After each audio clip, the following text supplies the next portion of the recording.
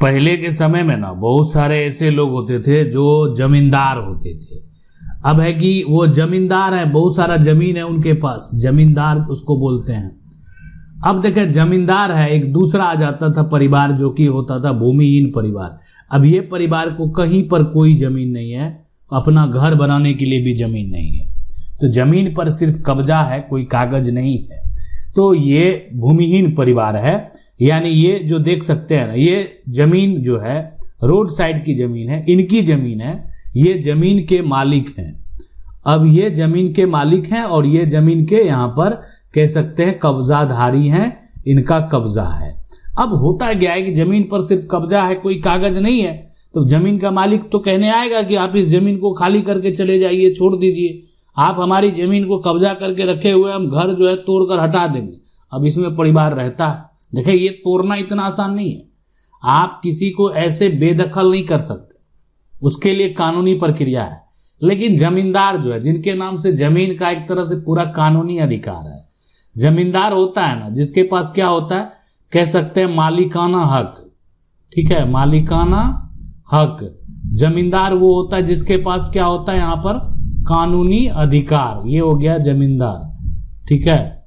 अब ये जो भूमिहीन है ना, ये जो है जिसके नाम अपना जमीन होता ही नहीं है, यानी कह सकते हैं इनको या तो सरकार से जो पट्टा मिला हुआ रहता है जमीन पर, या तो इनका कब्जा रहता है, या तो सरकार के द्वारा इनको जो है वासगित पर्चा दे दिया जाता है कि देखें हम आपको रहने के लिए, जीवन यापन करने के लिए हम जमीन जो है देते हैं। यानी सिर्फ लंबे समय तक रहने के लिए सरकार जो है, इस सरकार के द्वारा पर्चा दे दिया जाता है कि जब तक आप जीवित रहेंगे तब तक कोई दिक्कत नहीं होने वाला है, आप इस जमीन पर रहिए।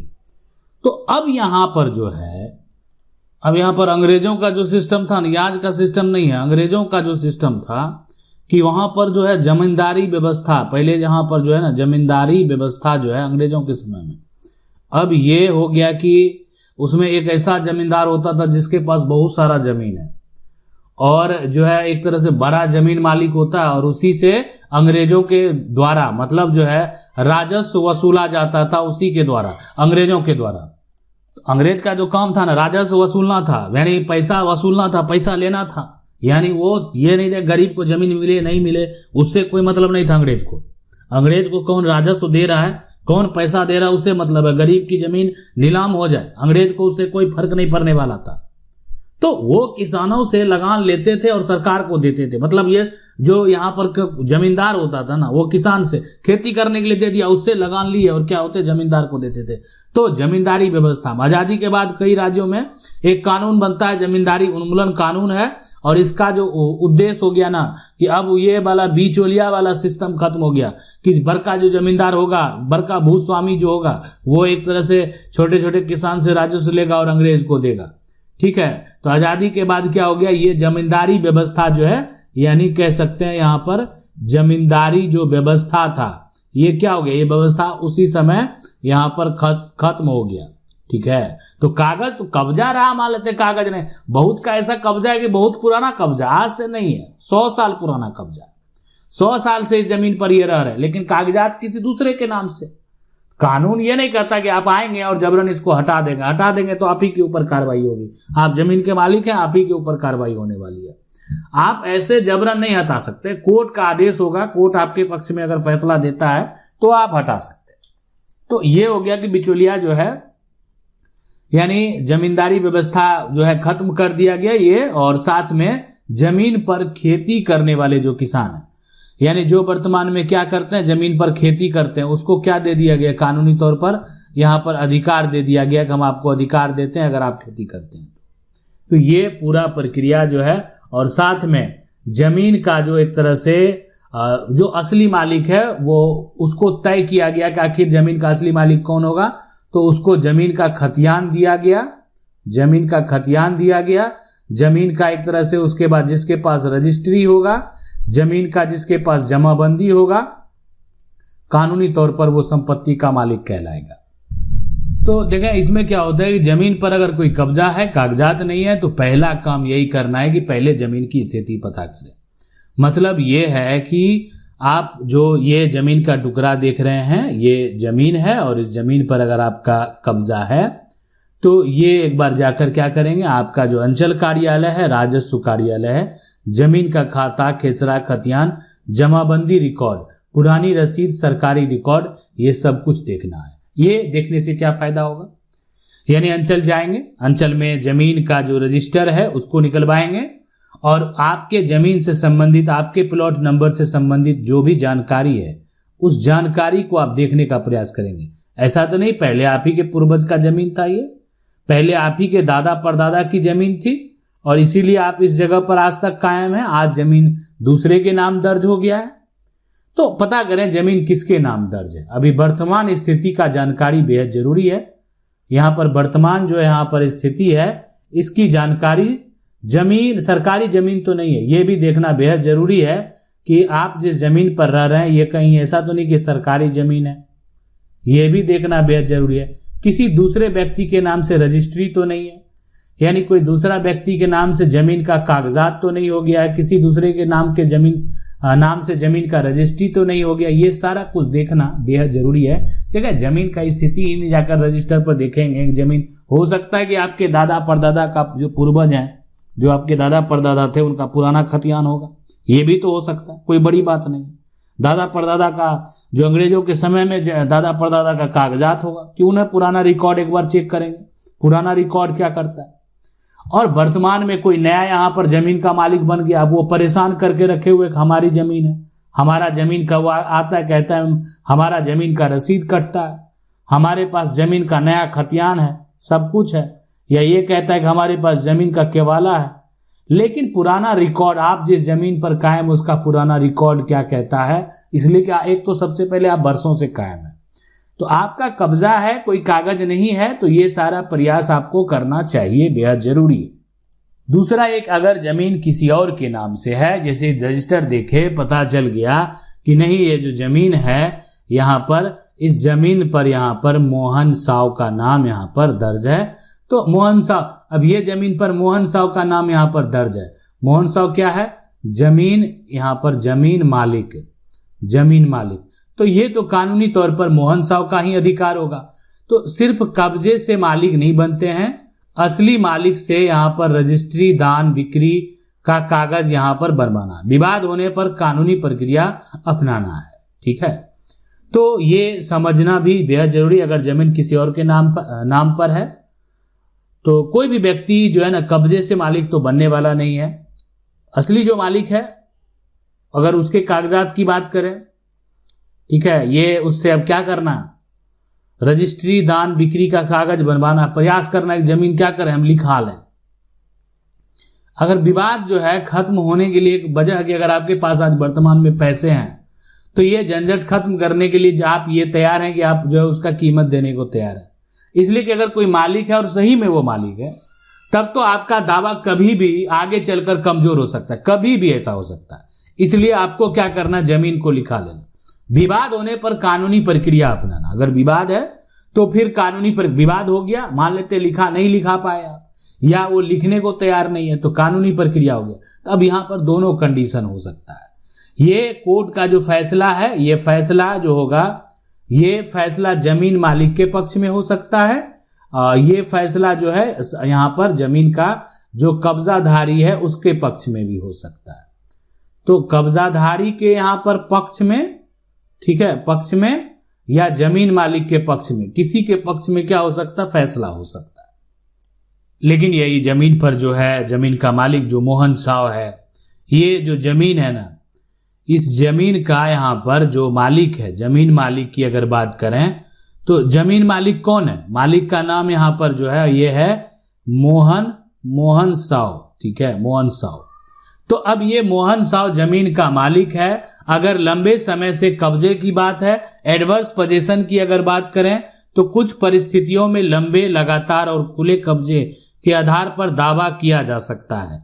लेकिन कब्जा बिना अनुमति होना चाहिए, लगातार होना चाहिए, मालिक के अधिकार के खिलाफ होना चाहिए, कोर्ट में साबित करना पड़ता है। देखें तो ये हो गया कि ये अगर लंबे जो है ना समय से कब्जा, एडवर्स पोजीशन की बात करें, कुछ परिस्थिति में अगर लंबे लगातार खुले कब्जे के आधार पर दावा जो है किया जा सकता है। कब्जा बिना अनुमति का अगर हो गया, लगातार हो गया, मालिक के अधिकार के खिलाफ अगर हो गया कोर्ट में, तो कोर्ट में जाकर अगर साबित करते हैं कि नहीं हम एडवर्स पोजीशन के आधार पर मालिकाना हक चाहते हैं, तो जमीन पर कब्जाधारी को भी मालिक माना जा सकता है। मतलब ये हो गया कि आज से नहीं, ये आज से 100 साल से जो है कब्जा है, 100 साल से कब्जा है, और 100 साल से कह सकते हैं मकान बनाकर वो व्यक्ति रह रहा है।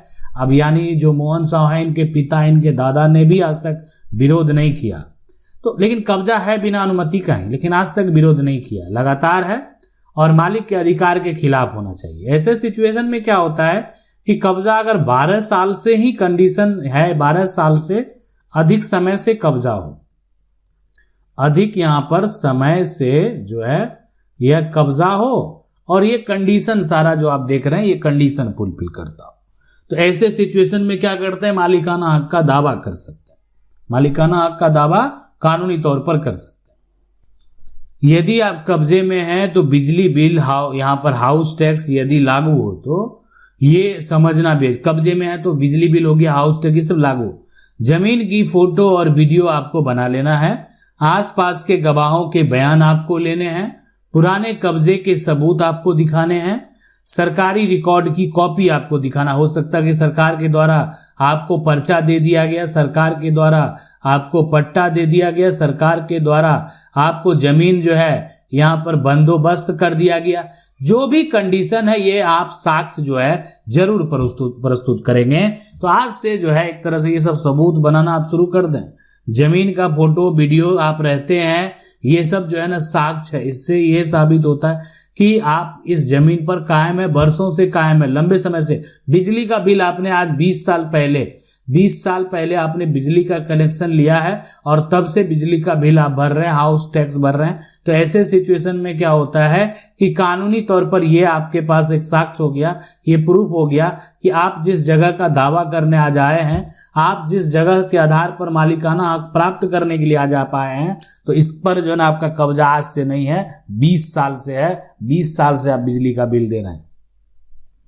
अब यहां पर देखें, अगर जमीन सरकारी है, सरकारी जमीन पर कब्जे से मालिकाना हक जो है बनना अलग नियमों के अधीन होता है। देखें ये ठीक है, आप किसी का एक यहां पर निजी जमीन है, निजी जमीन में आप कब्जा करके मालिकाना हक आसानी से प्राप्त कर लेते हैं। 12 साल शांतिपूर्वक कब्जा हुआ, एडवर्स पोजीशन के आधार पर मालिकाना हक का आप दावा कर दिए।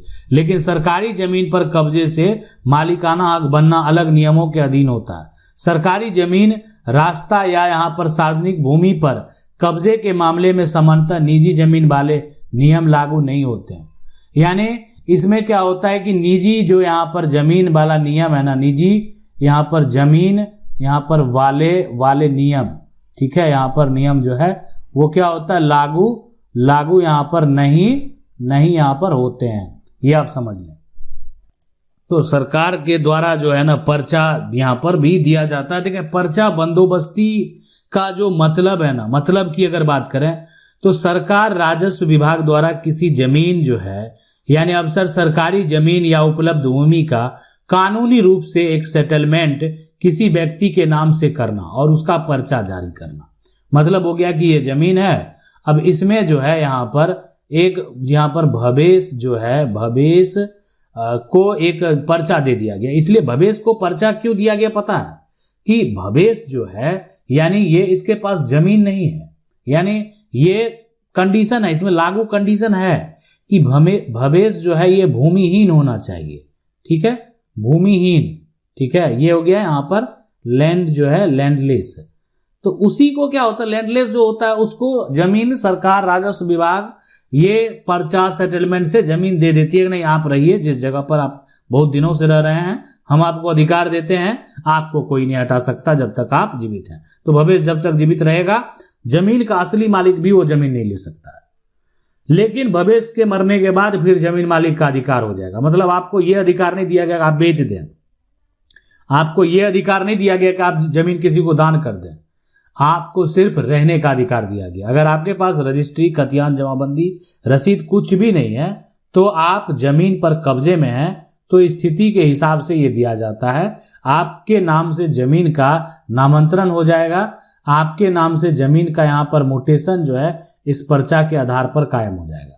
आपको सरकार को आप लगान देने लगेंगे, यानी ये ऑनलाइन प्लेटफॉर्म पर आप देखेंगे तो जमीन किसी और का, जमीन का मालिक कोई और, लेकिन जमीन का रसीद कोई और कटा रहा है। हाँ, गलत तरीके से अगर कोई जमीन हासिल करता है, गलत तरीके से पर्चा बंदोबस्ती के द्वारा अगर कोई जमीन को प्राप्त करता है तो फिर उसके ऊपर कानूनी कार्रवाई भी होती है और उसके हाथ से जमीन जो है वो जा भी सकता है।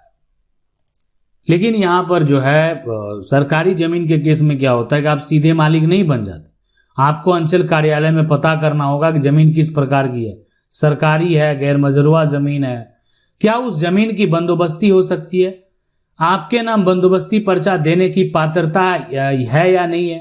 बंदोबस्ती होने पर ही आगे रिकॉर्ड में नाम दर्ज होने की प्रक्रिया हो सकती है।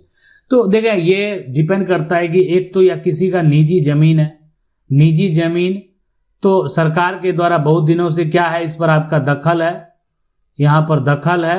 आप कह सकते हैं मकान बना हुआ है, मकान भी बना हुआ है, तो सरकार के द्वारा क्या दे दिया गया, पर्चा दे दिया गया सरकार के द्वारा कि ये पर्चा दे दिया गया, जमीन को बंदोबस्त कर दिया गया। ये हो गया।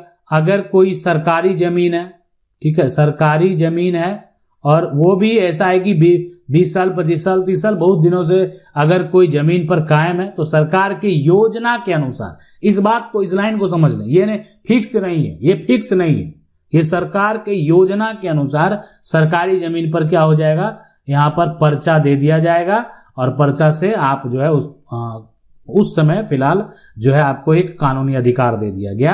अब आपको वहां से नहीं हटाया जाएगा और इसमें कंडीशन जो है यहाँ पर लगा दिया गया। अब गैर मजरूआ जमीन के लिए भी है, तो इसमें भी आपको हो सकता है कि जमीन क्या कर दे, बंदोबस्त कर दे। तो ये जमीन अगर सरकार के द्वारा आपको बंदोबस्त से प्राप्त हो गया तो फिर आपके पास फिलहाल क्या हो गया, अधिकार हो गया। आपको कोई भी वो जमीन आपसे छीन नहीं सकता, आपको कोई भी उस जगह से बेदखल नहीं कर सकता। अब यहाँ पर अगर जमीन की बात करें, पहले से किसी के नाम जमीन है, उस पर कब्जा होने से नया पर्चा नहीं मिलेगा, पहले से यहाँ पर जो है स्वामित्व की जांच होगी। तो ये जो आप देख सकते हैं, ये जमीन पर जो है, जमीन पर यहाँ पर कोई मकान बनाकर रह रहा है, तो मकान बनाकर अगर कोई भी जमीन पर पहले से रह रहा है ना, तो यानी उस पर कब्जा होने से, यानी कोई भी मान लेते हैं कि कब्जा होने से नया पर्चा तुरंत नहीं मिलेगा। पहले इसका जो मालिकाना हक है, मालिकाना हक का जांच होगा कि आप उसके लिए एलिजिबल हैं या नहीं है। आप अगर एलिजिबल होंगे तभी आपको सरकार के द्वारा पर्चा दे दिया गया जाएगा। अगर आप गलत तरीके से पर्चा प्राप्त भी कर लेंगे तो फिर अगर जमीन मालिक उस पर एक्शन ले लेता है, जमीन मालिक आपके खिलाफ शिकायत कर देता है, तो आपका जो जमीन का यहाँ पर पर्चा है ये क्या हो सकता है, रद्द हो सकता है, ये पर्चा कैंसिल हो सकता है। अब जो यहाँ पर पर्चा बंदोबस्ती के लिए जो है सामान्य प्रक्रिया की अगर बात करें तो आपको क्या करना है, सबसे पहले आप ये समझ लें कि जो अंचल यहाँ पर कार्यालय है, ठीक है, अंचल कार्यालय में आपको आवेदन देना है, ठीक है, आपको यहाँ पर आवेदन देना है, आपको अपने अंचल में जाना है और अंचल कार्यालय में आवेदन देना। अब यहाँ पर जो देखें कि जो कर्मचारी है ना, कर्मचारी हो गया, आप जो देखें यहाँ पर आप अमीन हो गया, अमीन से क्या करना है, यहाँ पर जो जांच यहाँ पर करना, ये हो गया। उसके बाद देखें ये पर्चा बंदोबस्ती के लिए ये सब सारा सामान जनरल प्रक्रिया है। ये प्रक्रिया जो है जमीन का रिपोर्ट हो गया, सीओ एसडीओ स्तर पर स्वीकृति नियम के अनुसार पर्चा जारी होने का प्रक्रिया, तो ये सब जो है ना पर्चा बंदोबस्ती के लिए यानी इसका पूरा स्टेप है।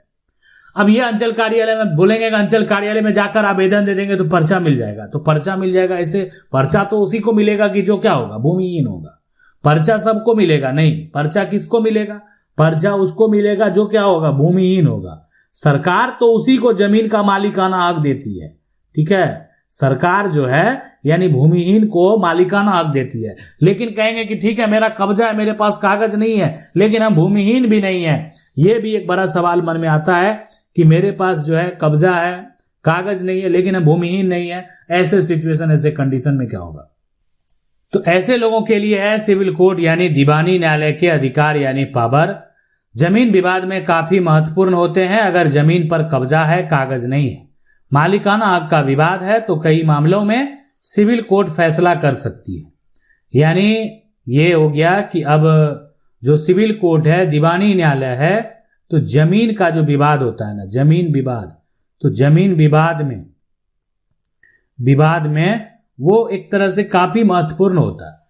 यानी जमीन पर अगर किसी का कब्जा, जमीन पर कब्जा है और जमीन का कागज नहीं, तो मालिकाना हक का विवाद है, तो कई मामले में सिविल कोर्ट के द्वारा ये फैसला कर दिया जाता है कि जिसका कब्जा है उसी का क्या होगा, कानूनी तौर पर अधिकार होगा।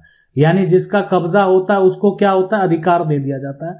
जिसका कब्जा होता है उसको क्या होता है, यहाँ पर मालिकाना हक दे दिया जाता है।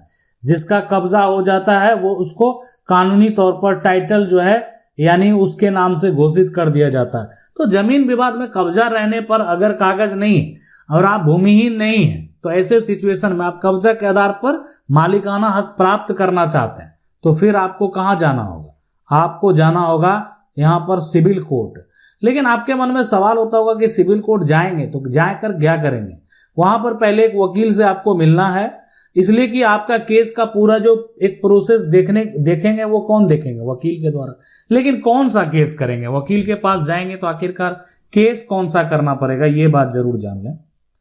तो ये ठीक है, सिविल कोर्ट जाएंगे तो सिविल कोर्ट क्या कर सकती है, तो सिविल कोर्ट जो है मालिकाना हक टाइटल तय यहाँ पर करना, ये हो गया। कोर्ट ये तय यहाँ पर कर सकती है कि असली मालिक कौन है। रजिस्ट्री, खतियान, जमाबंदी, गवाह, पुराने रिकॉर्ड आदि देखकर फैसला करती है। यानी ये जो है ना, कोर्ट ये तय कर सकते हैं जमीन का यहाँ पर जो असली मालिक है, असली मालिक, ठीक है, असली मालिक कौन है। अब ये कौन है ये तय करना होता है सिविल कोर्ट को, और सिविल कोर्ट डॉक्यूमेंट के आधार पर यह तय करती है। जिसको जितना पुराना कागजात होगा, पुराने रिकॉर्ड के हिसाब से, पुराने कागजात के हिसाब से अगर किसी ने जमीन बेच दिया है तब तो उसका अधिकार खत्म हो गया। पुराने रिकॉर्ड में अगर नाम दर्ज है लेकिन नए वाले रिकॉर्ड में नाम दर्ज नहीं हुआ, तो जो जिसका नया नाम हो गया ना उसका नाम खारिज हो जाएगा। मतलब पुराना कागजात, पुराना रजिस्ट्री, पुराना खतियान में जो व्यक्ति जमीन का मालिक है ना, आगे भी वही जमीन का मालिक रहेगा। अगर उन्होंने जमीन नहीं बेचा, अगर उन्होंने जमीन वसीयत नहीं किया, अगर उन्होंने जमीन दान में नहीं दिया, अगर ये सारा कंडीशन नहीं हुआ है ना, तो ऐसे सिचुएशन में पुराने रिकॉर्ड जिसके नाम से है, उसी का बेटा हो, उसी का पोता हो, उसी की पत्नी हो, उन्हीं के नाम से कह सकते हैं जमीन का नया खतियान बनना चाहिए था। नहीं बना तो इसका क्या वजह रहा होगा, दूसरे के नाम से क्यों बना। तो आखिर जमीन कोई ढूंढ रहा है पुराने कागजात के हिसाब से, तो पुराने कागजात के हिसाब से उसको क्या होगा, मालिक बना दिया जाएगा।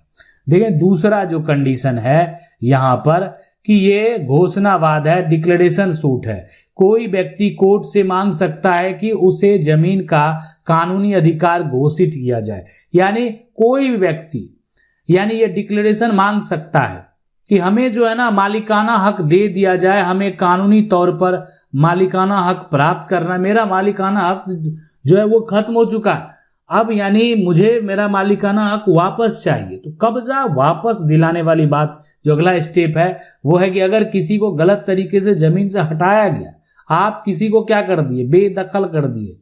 यहाँ पर बेदखल जो है आपने कर दिया, जबरन हटा दिया गया, जमीन से हटा दिया गया, तो कोर्ट कब्जा दिलाने का आदेश दे सकती है। कब्जा वापस एक तरह से देना होगा। अब किसी के नाम जमीन का कागजात बन गया, जमीन का कोई रसीद कटारा, वो जबरन जाकर कब्जा कर लिया, लेकिन जमीन का असली मालिक कौन है? जमीन का असली मालिक वही है जिसका पुराना रिकॉर्ड में नाम दर्ज है। जमीन का वह असली मालिक वही रहेगा जिसके पुराने दस्तावेज में नाम दर्ज है। और अगर यानी उनको बेदखल कर दिया गया है तो वो कब्जा वापस एक तरह से प्राप्त करने के लिए पोजेशन सूट भी फाइल कर सकता है। अब यहां पर देखें दो रोक हो गया। कोर्ट अगर किसी व्यक्ति को जमीन बेचने, कब्जा करने या परेशान करने से रोक सकती है। परमानेंट मान लेते हैं एक बार जमीन पर किसी के ऊपर आप आरोप लगा दिया कि यहां पर देखें कि जो मोहन साव है, मोहन साव, ये हमारी जमीन पर जबरन आ जा रहा है, हमको बेदखल करने का प्रयास कर रहा है। तो कोर्ट का फैसला आता है कि यहाँ पर अब मोहन साव को हिदायत दिया गया कि आप कभी भी इस जमीन को कब्जा करने, परेशान करने का अगर कोशिश करेंगे तो आपके ऊपर कार्रवाई होगी, आपका मालिकाना हक हम खत्म करते हैं। ठीक है, जो भी कोर्ट का फैसला, जो कारण से कोर्ट का फैसला हो, तो कोर्ट किसी व्यक्ति को ये परमानेंट लग गया कि फिलहाल आप नहीं, आप जीवन भर इस पर कुछ कर सकते हैं। एक होता है टेम्पररी भी, यहां पर केस चलने के तक ये होता है, केस चल रहा है, यथास्थिति बनाए रखने का आदेश देती है। ये जो जमीन है ना, इस जमीन पर, ये जमीन तो है कोई दिक्कत नहीं, लेकिन इस पर मकान नहीं बनाया जा सकता। मकान बनाने से हम इस पर रोक लगा रहे हैं आपको, ये तब तक रोक लगा रहे हैं जब तक केस चलेगा। केस चलने के बाद केस का जो फैसला जिसके पक्ष में होगा, जिसको जो करना, जिसको जो मन करता है वो कर सकता है, लेकिन फिलहाल अभी आप नहीं कर सकते। केस चलने के दौरान आप ये कार्य नहीं कर सकते। दस्तावेजों की जांच, कोर्ट पुराने कागजात जो है, रिकॉर्ड, गवाह और सबूतों की जांच जो कर सकती है। कोर्ट के द्वारा क्या होता है कि पुराने जो कागजात हैं, यानी उसकी कोर्ट के द्वारा जो है जांच होती है। मतलब अगर आपके पास जमीन का यहाँ पर देखें कि पुराना खतियान है, तो ये आपके पास यहाँ पर जो पुराना खतियान, इस पुराना खतियान को वेरीफाई किया जाएगा।